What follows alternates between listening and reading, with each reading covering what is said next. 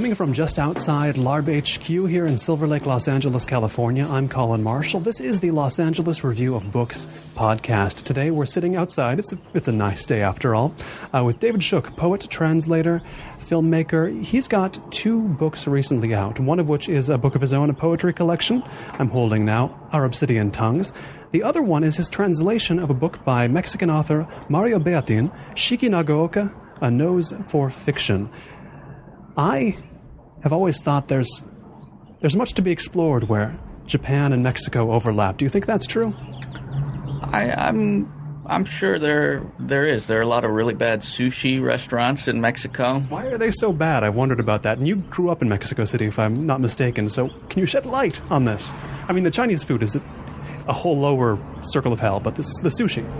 Yeah, I can't really speak to that. I haven't done quite enough research. But it is surprising considering the quality of Mexican seafood. Yes, I mean, the mariscos are always delicious. Mexican sushi, I don't know. But sushi's not a part of this novel.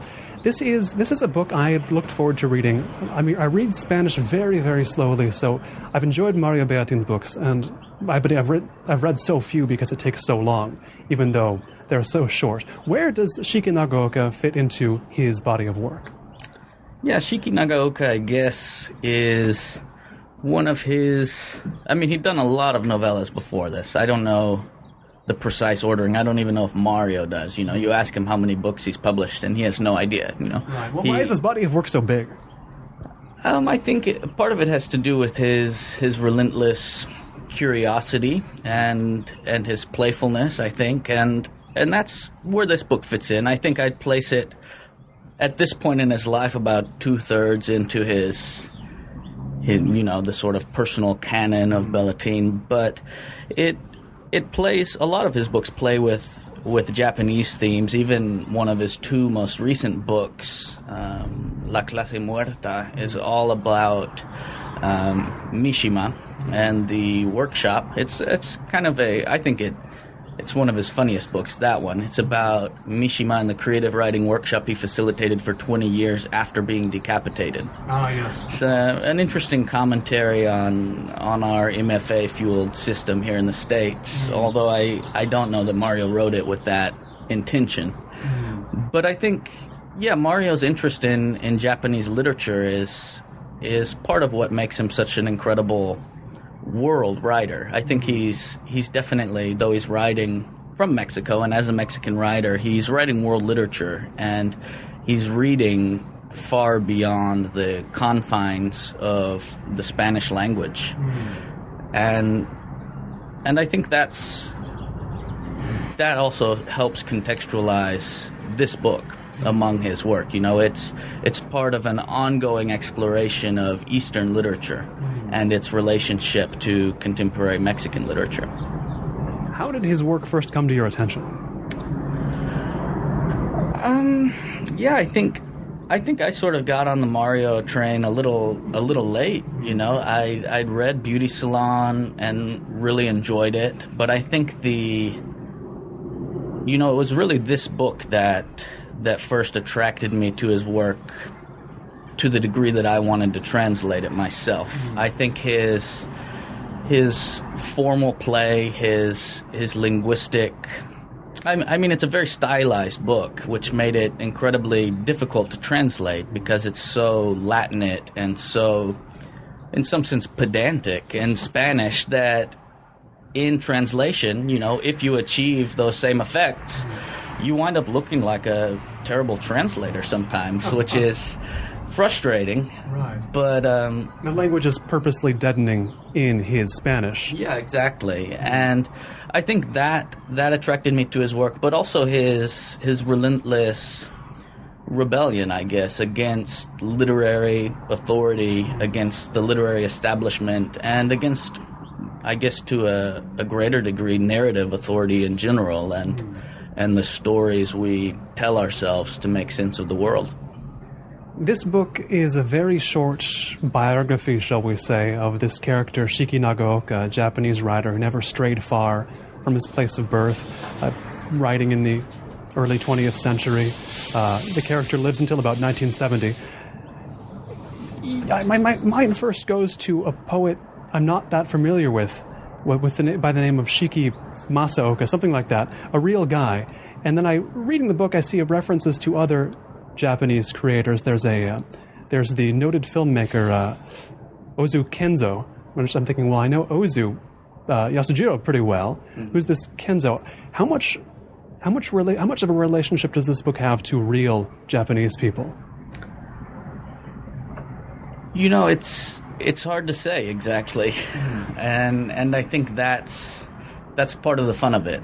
You know, it's very difficult to distinguish where the truth begins and where it ends, and how much of this is real. You know, there's also a lot of references to Latin American writers like Juan Rulfo and Jose Maria Arguedas, and even Pablo Soler Frost, the contemporary Mexican writer, who in the book is said to have written a monograph about Shiki Nagaoka. So yeah, I think there's everything in the book comes from Mario's extensive research, and he knows more about Japanese literature than anyone I know. And it's funny, you know, recently we've been at a couple universities together, and I've seen Japanese literature specialists asking him about some of these characters in his book, you know, and even what was the inspiration for these characters, or are these guys real? Yeah, that, you know, most often most people take and you know, anything that's published in book form to be true, you know, they accept its veracity, and so that's what's been interesting, hearing, you know, chairs of literature departments asking Mario, so what does this untranslatable book look like? You know, it must be very beautiful. Yes, the final book by Shiki Nagaoka, only referenced by a symbol, heavily studied, but not in a known language, correct? Exactly. It has been proved untranslatable so far. The nose for fiction is a literal nose. It's a grotesquely huge nose this character Shiki Nagaoka is supposed to have had that turned his life inevitably toward the course that it took. Is that an expression in Spanish as well, having a nose for something? Yes. Yeah, I'm not sure if it's a calque from English. I suspect it might be. But yeah, it is. It is an expression. And I changed in the translation of the subtitle, a nose for fiction. It appears exactly the same in Spanish, una nariz de ficción, so of fiction. And I changed it to for fiction here because I think it allows a little more play with the language. But I think that's there in the Spanish too. Now, what about this book? You mentioned it was what got you on the Mario train. What about it drew you in a way? What was he doing differently from other Mexican writers, let's say? Well, I mean, for one thing, I'm extremely attracted to the novella as a translator, but also as a reader. There seem to be more in the Spanish language. What reading I can do, there seem to be more novellas. Is that correct? I don't know if there are more, or if it's that the genre is somewhat more acceptable and considered a serious and worthwhile literary endeavor, you know, not just by Bellatin, but by, you know, Cesar Ira. There's a lot of novellaists who almost exclusively write novellas in Spanish, which is great, I think. So part of it had to do with the length. I think I was sort of the formal construct of the book and the idea of false biography, something that's always interested me, you know, not just false biography, but artifice, I guess, you know, like Jack Spicer's After Lorca, or, you know, and there's a great tradition of doing this in Latin American literature too, you know, writers like the Uruguayan Humberto Meget and the Nicaraguan Joaquin Pasos publishing work under pseudonyms simultaneously, you know, often in the same magazines where they have work under their own name. I think that sort of experimentation with literary identity is something that's really interesting to me, and that's kind of what sold me on Shiki.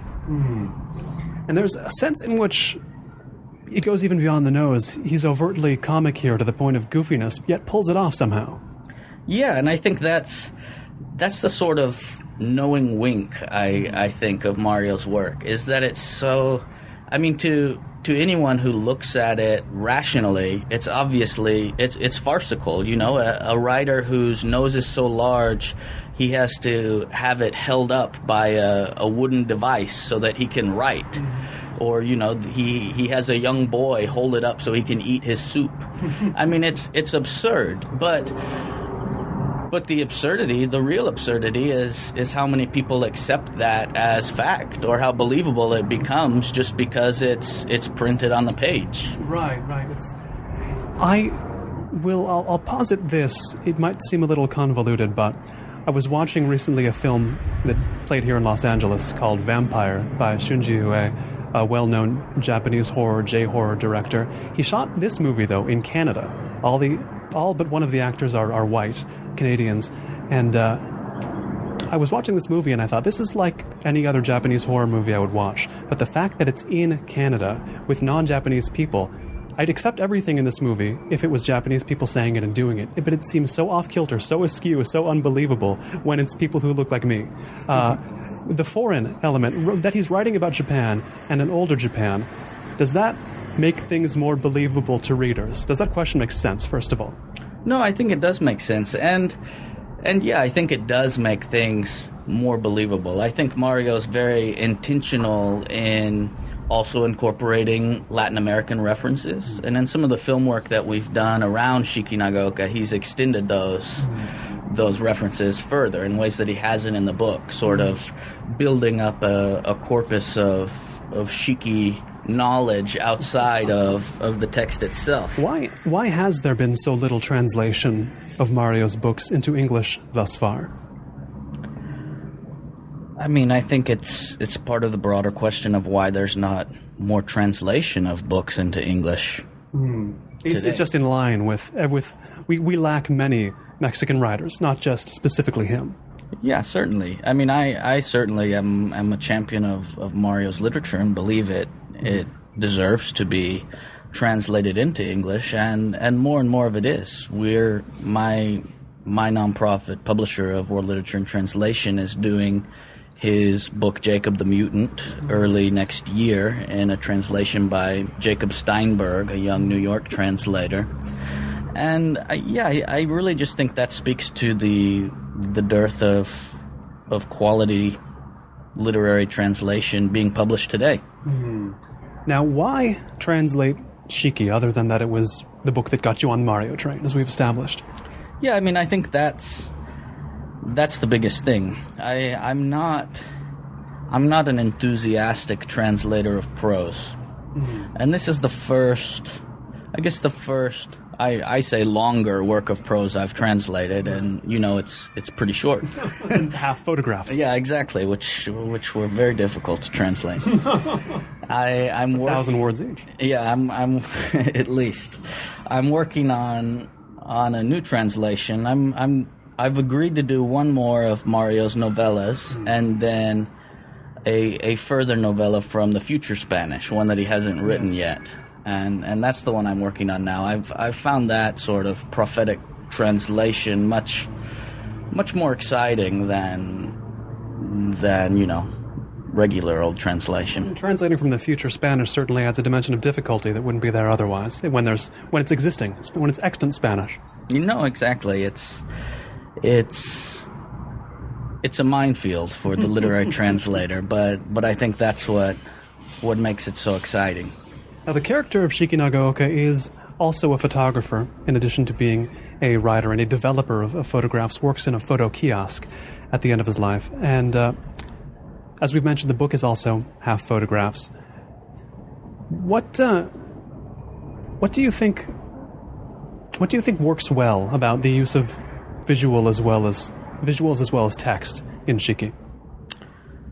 Well, I think the photographs do a lot to affirm the veracity of his existence. You know, I don't look too hard at them, but yeah, no, exactly. But just I think we so often tend to confirm the existence of things with material proof, and these photos kind of like the text, while never directly affirming the material existence of Shiki, do a pretty good job of suggesting it. It's kind of like artful pornography or something. It suggests sensuality without showing anything explicit. The photographs are very evocative.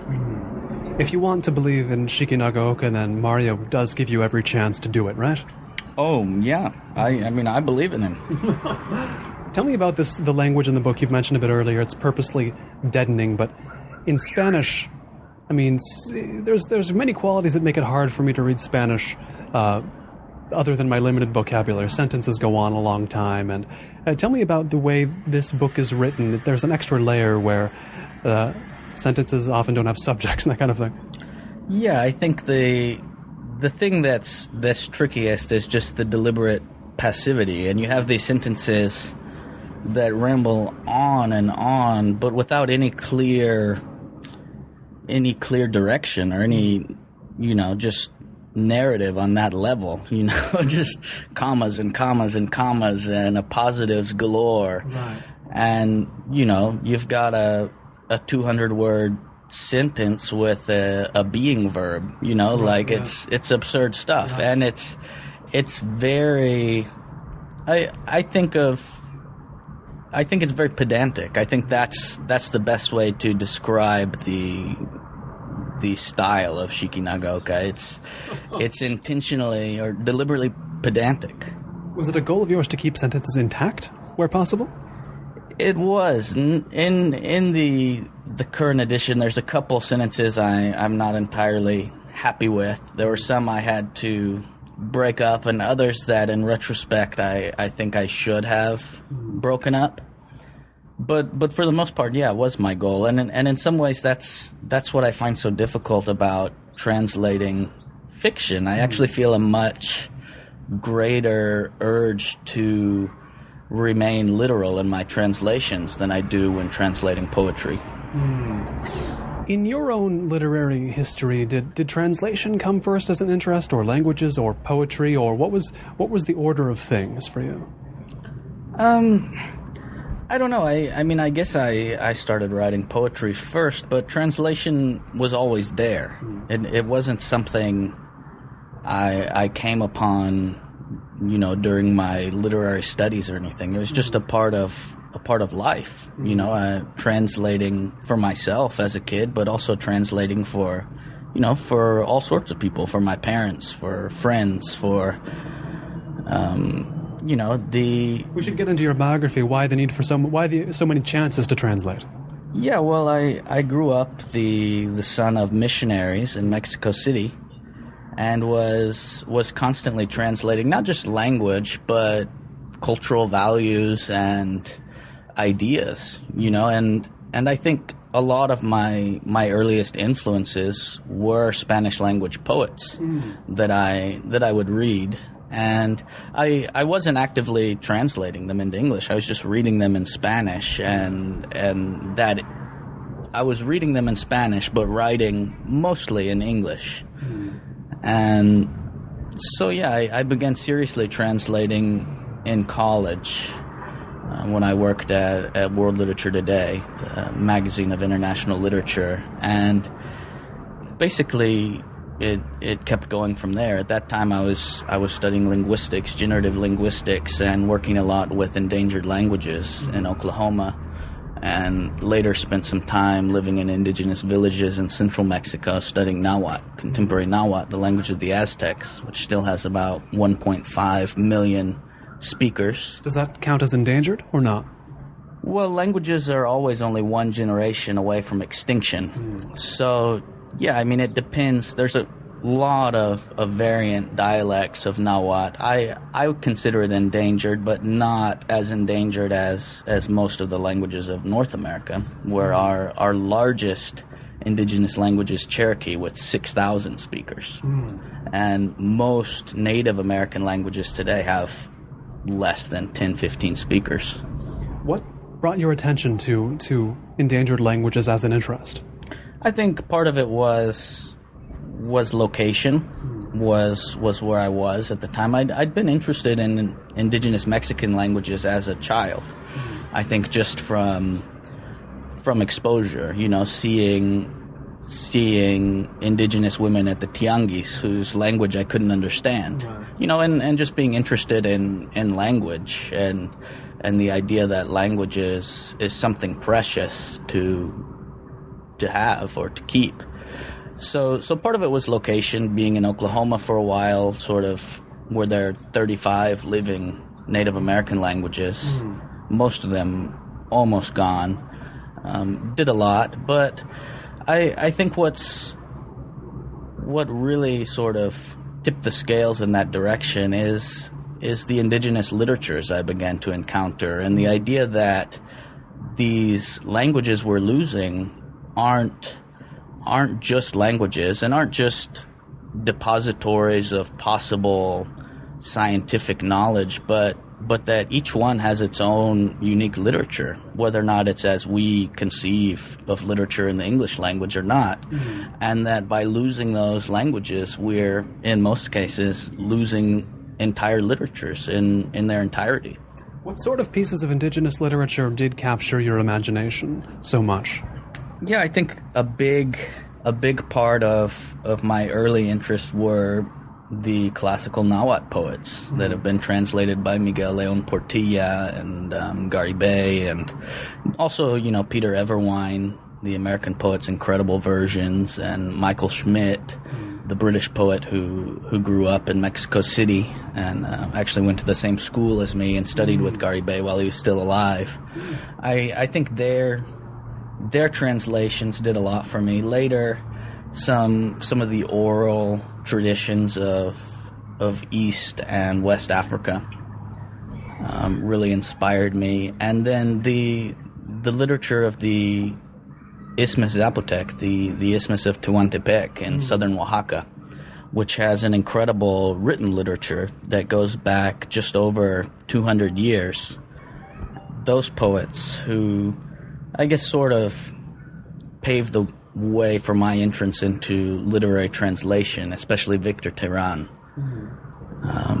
Those guys just really sealed the deal, I guess.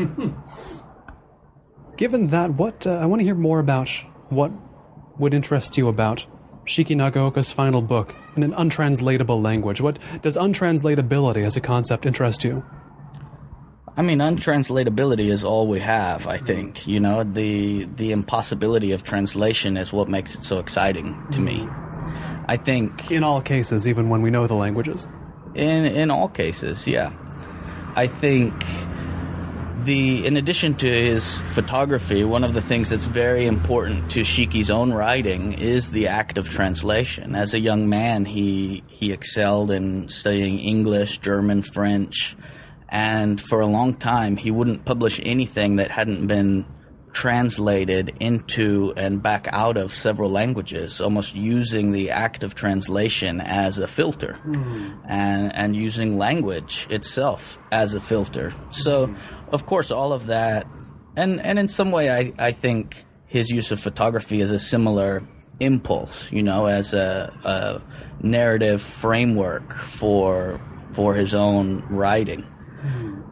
So that interested me, of course, but the idea of the untranslatable book is pretty compelling. I mean, it's an explicit example of every book in translation.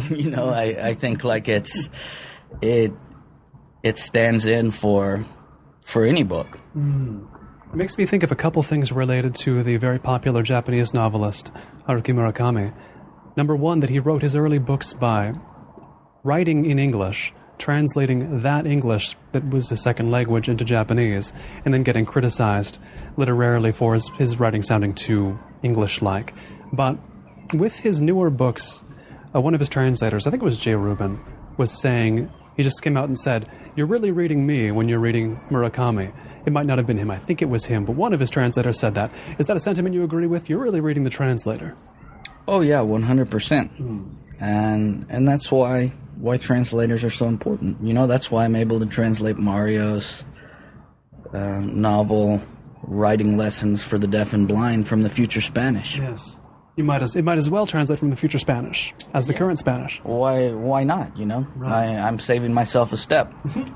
You handed me, before we started, a copy of the Spanish original of Shiki Nagoka, Una Nariz de Ficción. And what am I going to find when I read this? Because I've already read your translation. The original will come second for me. So what do you think I will discover? What kind of things might I discover when I read this original? Well, I hope you'll discover that I'm not as bad a translator as you might have suspected from the extreme passivity and pedanticism of the English language translation. Did you two have conversations about this extreme pedantism of the original language? Like, did you really have to make it this passive? Oh yeah, Mario and I correspond a lot, you know, like almost every day, mostly through WhatsApp on our iPhones. Mario is an avid iPhone user. It's made things a lot easier because of his one arm. Yes, indeed. And I'm always asking him questions, you know, about why he does stuff, and we have a very lively, fun correspondence. I think in reading the Spanish, honestly, I'd be very interested to see what you think. I've had a few people who've read both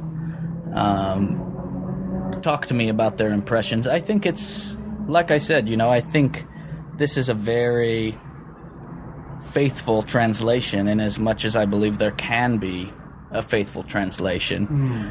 I'd be interested, though, to hear your thoughts. I'm not sure what you'll encounter in the Spanish. It only now occurs to me, I mean, Shiki Nagoka is a book about a character with a writer with a physical difference that attracts attention to him and that sets the course of his life. And Mario has a hook for a hand.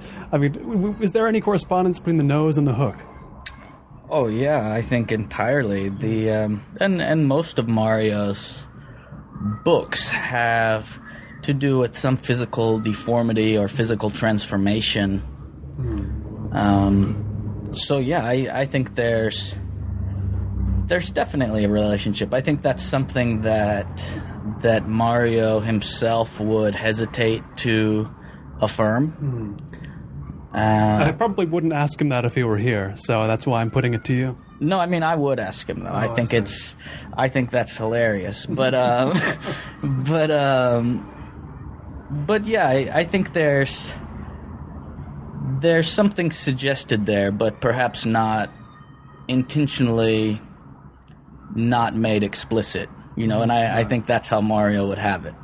Which of his many hooks did he wear when you did your reading at Skylight here in Los Angeles? Well, actually, you know, I was trying to convince him to wear one. He told me when he wore his dildo hook to Brazil that the customs officials stopped him and hassled him for a while. So of all countries. I know, right? You'd think it'd be fine. But he's actually told me two things. One, that hooks are very out of style now. You know, really? He wouldn't be caught dead with a hook. You know, it'd be embarrassing, like wearing, I don't know, plaid shorts or something. In the one-armed community, hooks are not the done thing anymore. Well, I think just in the world at large. The second thing is he was born without an arm, and now the leading research apparently says if you know, prosthetic arms are mostly for people who have lost the function of an arm or lost a limb, and if you're I don't know. This is from Mario's mouth through my translation. Sure, indeed. Which as faithful as it can get. Exactly, you know, most of the time. And psychologically, they say if you're born without a limb, you shouldn't replace it because you know, as Mario frequently contests, he was born this way. He's not missing anything. He never had it to begin with. Right. You don't feel a lack of what wasn't there in the first place. Yeah, exactly. In your collection, in your poetry collection, our Obsidian Tongues, there are poems to do with Mexico City. There's one to do with Los Angeles, overtly from what I can tell. And you know, how much is this a collection of poetry of place? That's an interesting question. I guess I somewhat question the idea of poetry of place, and perhaps for me, because my poetry, I feel like, is always very grounded in place. There's no other way. Yeah, at least in my own experience thus far. I think this book I very much consider a book about Mexico City, and a book sort of the, in some sense, the psychogeography of adolescence. I hate to say that, but it's true. You know, it's kind of like the book I had to push out to get to other stuff. I only came to know Mexico City as an adult visiting there, but what was it like to come to know Mexico City as an adolescent, as somebody in the process of growing up in a place that, I don't know, did it seem like a foreign place to you, or did you spend enough time there that it did not seem like one? No, it didn't seem like a foreign place. Well, I guess that's sort of the duality that I think that I explore a lot in my poems, is that it didn't. It seems, and still does seem, utterly homey. You know, it seems like my home, and it's a very inspiring home. You know, it's an infinite city. You know, both in size but also in possibility, and in the sort of strange little worlds you encounter, which is, you know, what a lot of Mario's books deal with. Right. But it's, at the same time, I think it's a very foreign place, and especially having lived there as a child but not as an adult. You know, my world there, you know, when I go back, it's funny. I feel very much at home, but I don't know the city as an adult would. You know, I don't. You don't know grown-up places as much. Yeah, exactly. That's the thing. You know, I can get around fine. I rode the bus a ton as a kid and teenager all over the city. But you know, I asked me for a bar recommendation, and I'm not going to have a good one. You know, right. Or I will, but it will be something I've recently, you know, come upon. Yeah, you won't go back. You won't go way back with it. Yeah. So I guess the city did and still does feel like a home, in as much as any place does. But I think kind of like Los Angeles. That's what Mexico City shares with Los Angeles, and I think the reason they're sister cities. You know, Mexico City, I remember in the 90s they said it had 20,000 neighborhoods. 20,000 neighborhoods. I mean, I guess I can't argue against that. Yeah, I mean, I'm you know, I certainly didn't count them myself. Right. This is, you know, what sort of like popular lore, but that's insane, you know, like that's wild, you know. And LA, you know, is also a city of neighborhoods, you know, and even sub neighborhoods. We've got kooky stuff like, you know, Virgil Village and Hellmel, and these communities that are sort of claimed by the people that inhabit them, you know. I think that sort of the infinite sprawl of both cities is very similar too.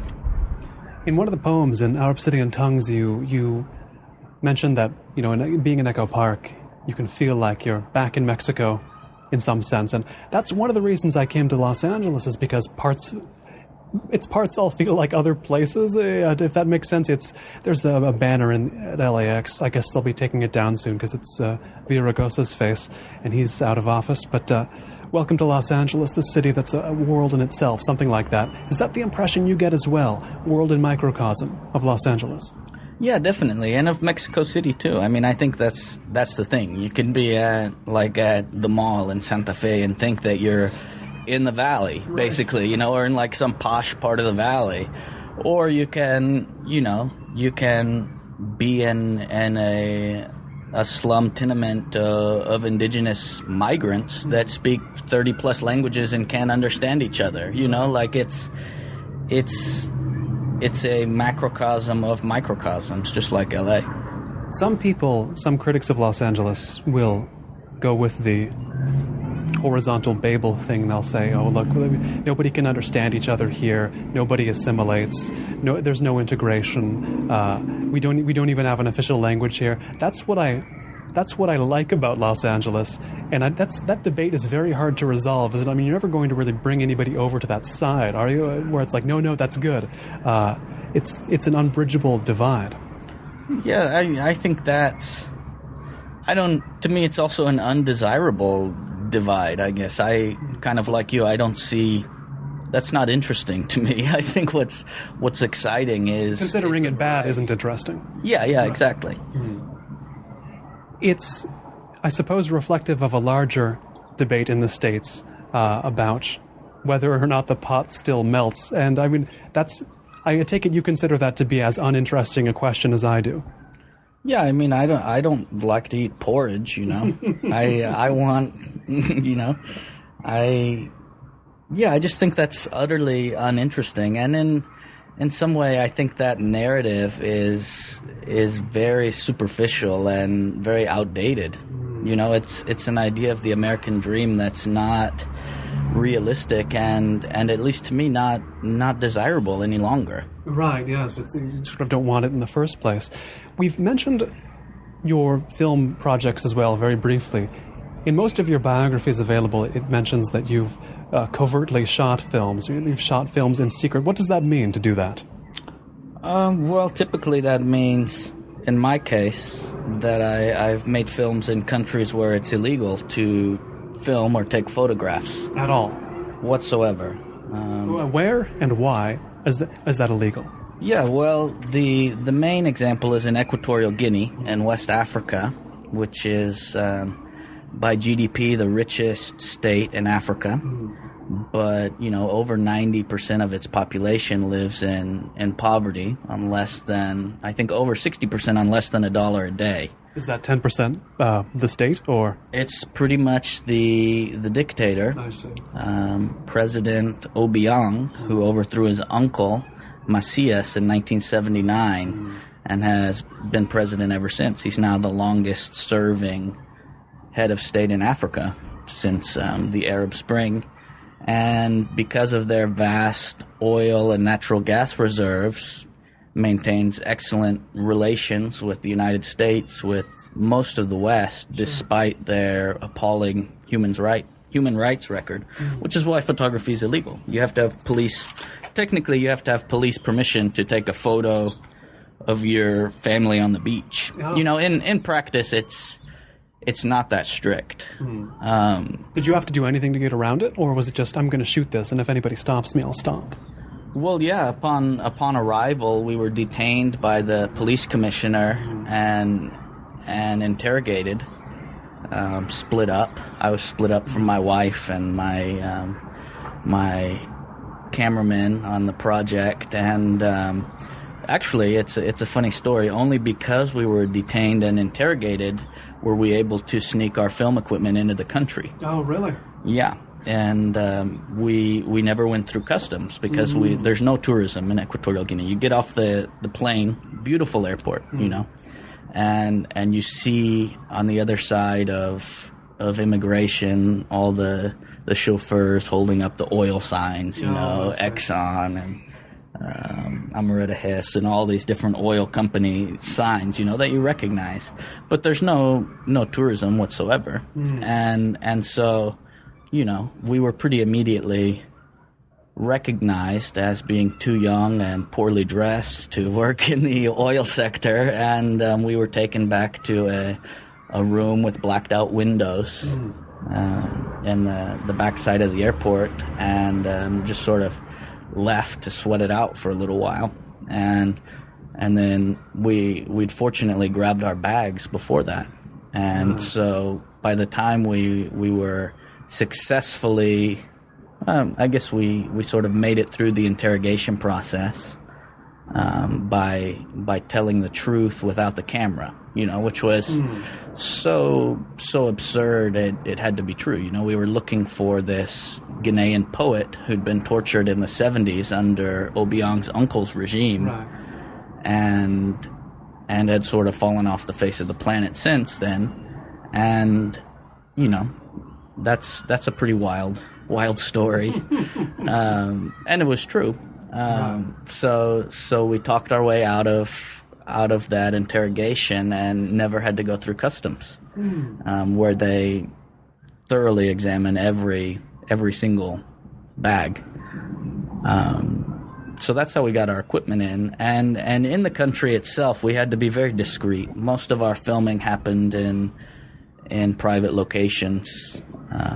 You know, we were able to do very little in public, and most of what we did film in public was on smaller cameras, on GoPros and things like that. In the 70s, this would not have been quite as easy to do technologically. You'd have been carrying a giant tape recorder on your back, and you'd have the lenses, and it's just not possible, right? Plus, it sounds like the guy was worse in the 70s, right?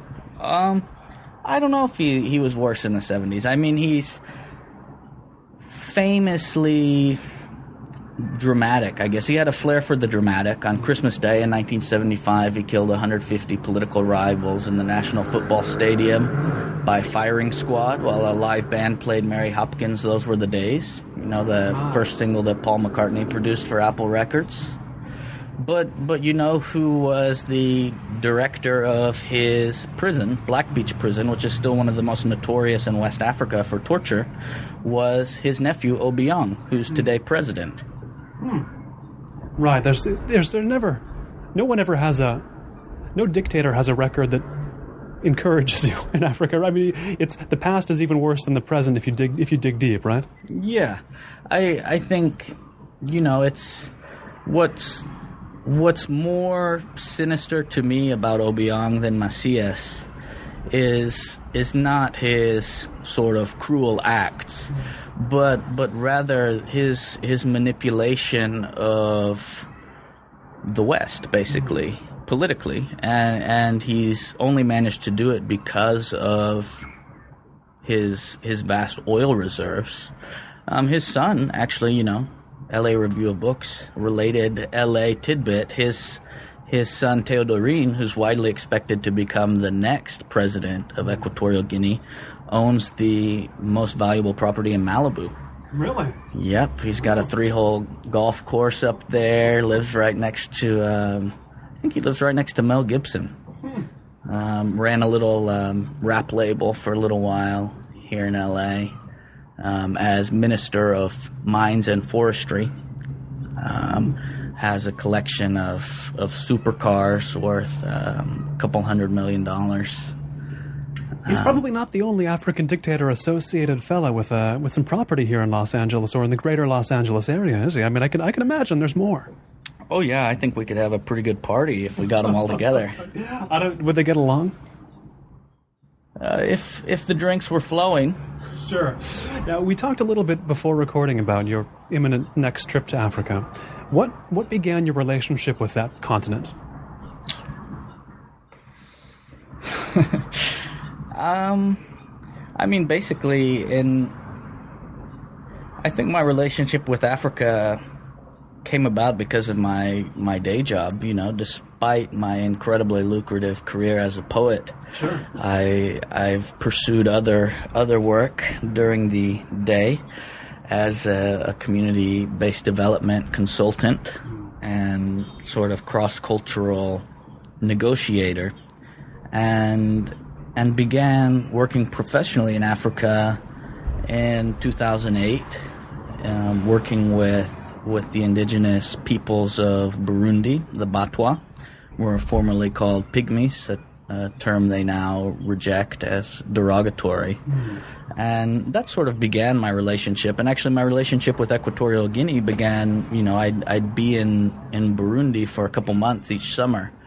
And I was working on translation projects, actually translating Mexican poets. And, you know, I just felt like I wanted to translate something, although very culturally different from Burundi, something at least a little bit closer. And I began reading this anthology from the 70s of Ghanaian literature. Mm. And that's where I discovered and began translating the work of Marcelo Nsema Nsong, the poet that I eventually made this documentary about. What has engagement with African literature taught you about Africa that we don't get when we just read the news about the region? Yeah, I mean, I think it gives a much broader perspective of what's happening in Africa, and I think that's the thing that's so, to me, Africa is an incredibly exciting place. I think there's so much opportunity and so much possibility for all sorts of things. I mean, I have close these young sort of Horatio Alger type African businessmen friends who inspire me to no end. You know, like when I launched my book in London in April, a friend flew up from Nairobi. Wow. Not a cheap flight, by the way. No, not at all, you know, and he knows nothing about poetry, you know, like he's a distributor for Tusker, the Kenyan beer in Nairobi. You know, like probably never read a poem in his life outside of elementary school or something, you know. And yet he's coming to my book launch in London. I think the literature today in Africa varies a lot depending on the country. You see some really exciting stuff in Burundi, for example. There's a incredible workshop that's been going on about 3 years now. It's a collaboration between a young novelist named Roland Ruggiero, who writes in French, incredible, and a poet, Keti Nivyabandi. And they're basically inspiring a new generation, sort of the first post-Civil War generation of Burundian writers. And they're exploring totally new territory. I think they're like Roland's most recent book, which is called Baho, is the story of a mute Tutsi boy who gets lost in the forest and comes upon a Hutu village and needs to use the bathroom. And since he's mute, he's signaling to this young girl on the river shore, you know, asking her where a bathroom is, but it's interpreted that he's trying to rape her. And because of the ethnic tensions, he wounds up getting chased through the forest by the men of this Hutu village. And it's also a short book, but it's just, I think literature there still has such a powerful role in the discourse, the sort of post-Civil War discourse of, you know, what's going to happen now? Who are we as a country and as a people, and what decisions are we going to make about our identity? We mentioned earlier Skylight Books, the well-known bookstore here in Los Angeles, Los Feliz, specifically where you did your reading of Shiki Nagaoka with Mario here. And there, I always head straight to the world literature section, you know, whether it is a book from Africa or Mexico or wherever, or Japan, Korea. I go there to look for just whatever overlapping of cultures, whatever intersection of cultures seems most interesting. And I mean, automatically being translated into English, as you well know, you have cultures mixing right then and there because it's translated. But we've been talking about this book about a Japanese writer by a Mexican author, and two times ago, I was in Mexico City. I hung out with only Japanese people in order to get more of at least 2 or 3 cultures going at once.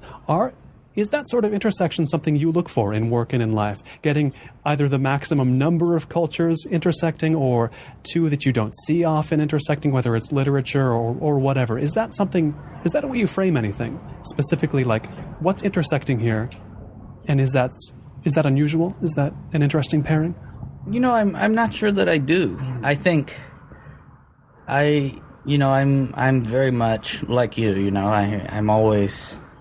You'll find me in the world literature section of the bookstore if it's a quality enough bookstore to have one, yes. Which is too seldom the case, and speaks very highly of Skylight, in my opinion. But, you know, I'm trying to think of other examples of this in the things I've recently been reading. It does occur. I think there's a great Mexican poet that lives here in L.A. from Chihuahua named Gaspar Orozco, who translates from the Chinese and who's also written quite a bit about China and about Chinese poetics. And I think his work is incredible. I mean, I guess what I'd say is I think those sorts of crossovers and interactions often lead to very interesting and worthwhile literature, but I'm not entirely sure that it's something I intentionally seek out, or that I would even know how to intentionally seek out. You have to stumble upon it, but I mean, we briefly met up at the Latin American Book Fair downtown a few weeks ago, and the one book I bought was from the UNAM stand. They had, just because it was a book about Korea, written in Spanish. Korea, I may live there myself in a couple of years, and I study that language, and I'm trying to get better at reading Spanish. So there's sort of a weird sense in which there's always an opportunity for self-betterment when you're exposing yourself to as many cultures at once as possible. Would you agree with that? Yeah, certainly. And I think there are some really fun examples. You know, I was recently in Juchitán in southern Oaxaca, and I was with my friend Victor Terán, who has this new book, hasn't come out yet. It's his translations of 40 world poets into Isthmus Zapotec. So he was reading me Shakespeare and Wordsworth translated into Zapotec, which is, pretty... How often do you get the experience? Yeah, that's pretty wild. And that's a huge, distance, not just linguistically, but also physically. And I remember when Victor and I did a tour of the UK in 2010 with the Poetry Translation Center, the first night he arrived, I asked him if he was tired or if he wanted me to take him to dinner. And the one thing he wanted to do was to go look at the Thames, because he'd read about it. Yes, indeed. You got to put an image to the word at a certain point. Exactly, and that's one of my fondest memories of that tour. Was the very first night he was there, standing on the Millennium Bridge, just looking down at the impossibly dark water, and him just on the verge of tears, just finally seeing this river that he'd read so much about. We've mentioned I don't want to say multiculturalism, but multiculturality of Mexico City and of Los Angeles. London has its own brand, though, doesn't it? Yeah, certainly. And I think, it's... I don't want to say fallout, it's the result of empire and the boundaries of their empire versus ours, I suppose. And you have to make a very particular case to call... When you say the American empire, it's got to be, well, I mean this and that and the other thing. There's two very different kinds of empire there.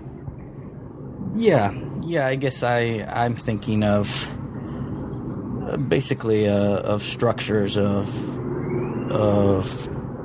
political and economic domination. But yeah, no, I agree. It's, we don't have the sort of copyrighted American empire like the British did for so long. They were proud of theirs. They were, yeah.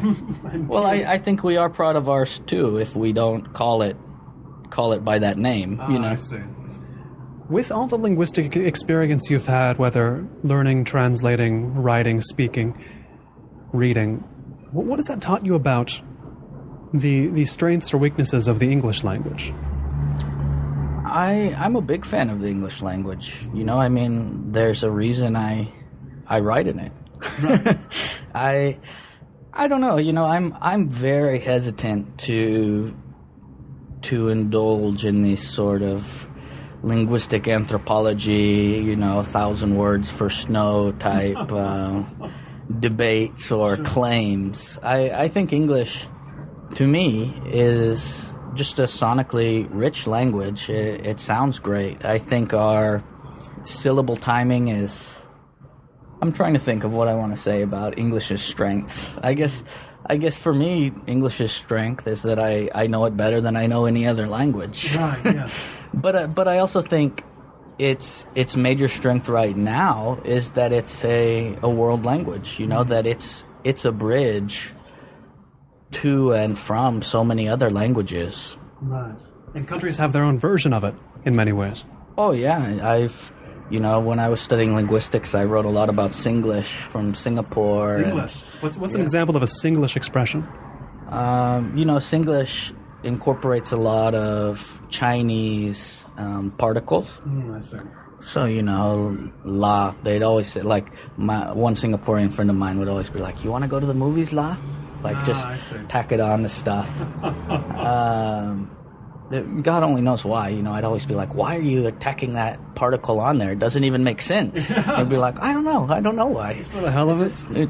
We just do. But yeah, Singlish, just exhibits a lot of influence from Chinese and Malay. And finally, you've mentioned doing some film-type work about Shiki with Mario, and we talked about some of the readings you've done, the promotion of the book. How do you sell a book like Shiki Nagaoka, A Nose for Fiction, in America? That's a great question. I don't know. That's what I'm trying to figure out right now. Right. I think that's... What have you learned from the experience so far? Well, I mean, Mario's a very charismatic and likable figure, which definitely helps in person. I think our use of film is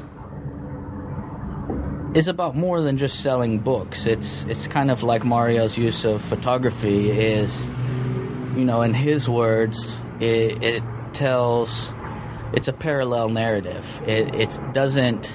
They don't describe the text exactly, and the text doesn't describe them. Neither one is propped up on the other. Right, you would want them to be. Yeah, and I think our films are the same way. Like I said earlier, the films we've made about Shiki sort of extend his narrative. There's a lot of information in the films that you won't find in the book. You should check them out. They're on our website, phonymedia.org. You can watch both the extended sort of 10-minute version of our film and a couple shorter trailers for the book. I think film is... I don't know. For me, film, I think, is very much it's the literature of our times, I guess. And I don't think we should...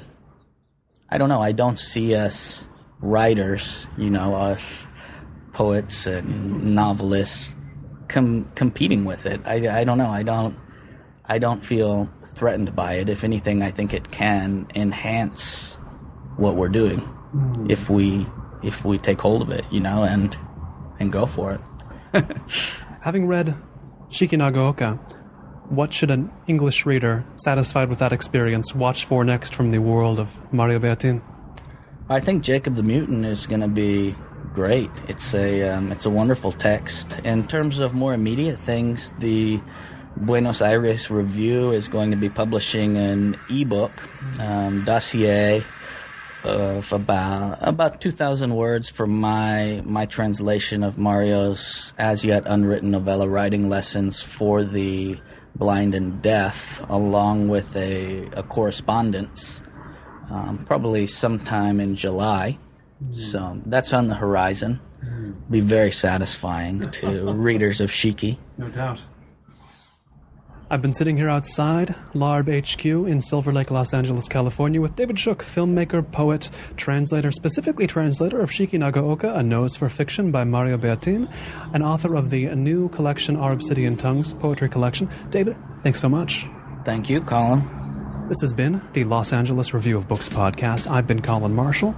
You can find much more at lareviewofbooks.org. Thanks.